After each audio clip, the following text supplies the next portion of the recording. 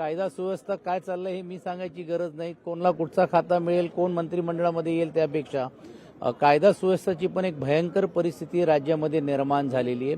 परभणीची घटना हाही देखील निषेधार्थ आहेत.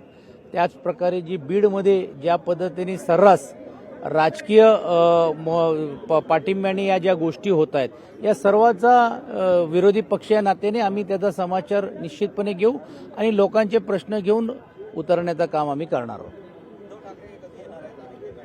उद्या परवा बैठक होण्याची शक्यता आहे आणि त्यामध्ये आमच्या सर्व पक्षातले प्रमुख नेते देखील नागपूरमध्ये दाखल होणार आहेत आणि आमदारांची बैठक घेऊन पुढची रणनीती, कुठचे मुद्दे कोणी घ्यायला पाहिजे, काय मुद्द्यावरती चर्चा करायची, सर्व चर्चा उद्या परवा होणार आहे. धन्यवाद. लोकशाही मराठी ऐका, पहा, जागरूक रहा.